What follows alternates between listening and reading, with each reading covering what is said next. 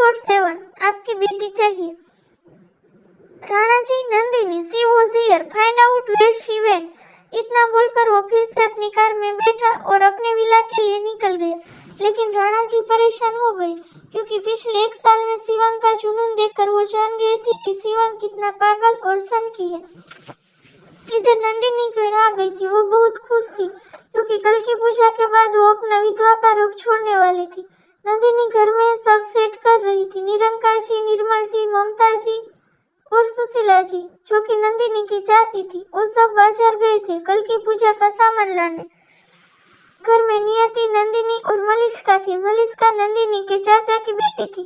1 number की घमंडी और एटीट्यूड से भरी हुई, लेकिन जैसे भी थी फिर भी उसे नंदिनी और नियति से कोई समस्या नहीं थी। वो उसे बहुत प्यार करती थी। अब अपना अपना काम कर रहे थे कि प्रभात वहां आ गया। प्रभात को देखकर नंदिनी का चेहरा खिल गया और प्रभात भी नंदिनी को देखकर खुश हो रहा था कि तभी मलिष्का आ गई। मलिष्का नंदिनी से छोटी लेकिन नियति से बड़ी थी। वो प्रभात और नंदिनी के बीच आकर बोली, ओ हेलो, इसे क्या नंदिनी को देखकर नजर लगाने है? चलो अब शादी के बाद देख लेना, अभी काम बताओ। ये सुनकर प्रभात मुस्कुरा दिया और बोला, यार मैंने तुम्हारी डिजाइन देखी थी इंटरनेट पे, वो जो नई वाली है ना, वो थोड़ी सी और अपडेट कर दूं तो छा जाओगी तुम। ये सुनकर मलिष्का अपनी आंखों को छोटी करके बोली, सच बोल रहा है तू? प्रभात ने हमें अपना सिर हिला दिया तो मलिष्का जल्दी से अपने रूम में गई और अपना लैपटॉप खोलकर अपना डिजाइन देखने लगी। मलिष्का को चाहते ही नंदिनी भी जाने लगी। तभी प्रभात ने उसका हाथ पकड़ा और बोला, 1 साल बाद देख रहा हूँ तुम्हें।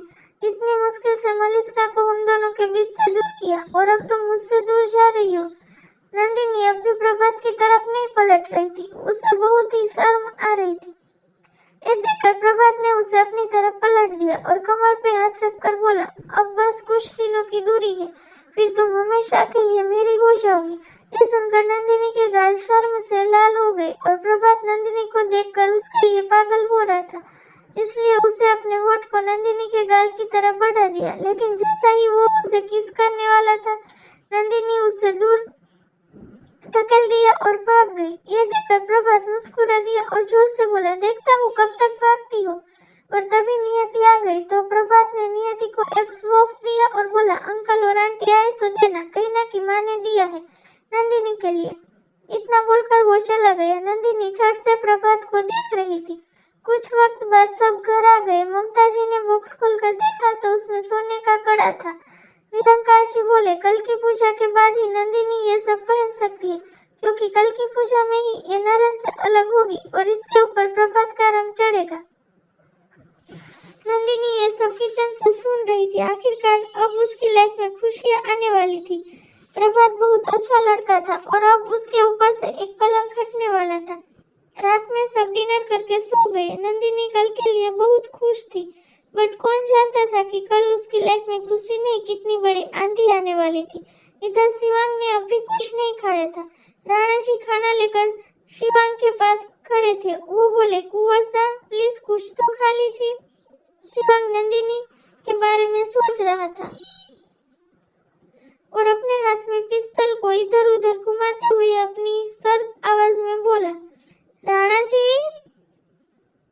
अब तो ये निवाला तभी गले के नीचे जाएगा जब हमारी नंदिनी हमारे पास होगी। इतना बोलकर उसने अपनी आंखें बंद कर ली और अपना सर सोफे पे रख के आज जब उसे नंदिनी को देखा था तब के बारे में सोचने लगा। उसकी आंखों में नंदिनी का चेहरा बहुत साफ नजर आ रहा था। फिर वो एक शैतान मुस्कान करते हुए बोला, बस आज की रात, उसके बाद तुम्हारी हर रात हमारी होगी। सुबह का वक्त, नंदिनी का घर। नंदिनी अपनी सफेद साड़ी पहनकर तैयार थी। आज शायद उसका आखिरी दिन था। वो पूजा के लिए तैयार थी। निरंकार जी और निर्मल जी के साथ वो महाकालेश्वर मंदिर पहुंच गई थी। वहां पे पंडित जी ने पूजा की और हवन किया और तभी महापंडित जी आए। वे महापंडित जी ने जिसने शिवांग की कुंडली देखी थी, ये वही थे। इधर नंदिनी की पूजा खत्म हुई तो उसे सबसे आशीर्वाद लिया। फिर निरंकार जी और निर्मल जी उसको महापंडित जी के पास ले गए। निर्मल जी बोले, बाबा हमारी बच्ची की शादी है 2 हफ्ते बाद, आप आशीर्वाद दीजिए कि हमारी बच्ची खुश रहे और अब उसका जीवन सुखमय हो। नंदिनी ने झुककर महापंडित जी के चरण स्पर्श किए तो महापंडित जी मुस्कुरा के बोले, सौभाग्यवती भव। याद रखना बेटा, कभी भी अपनी नफरत के चलते किसी की जान मत जाने देना।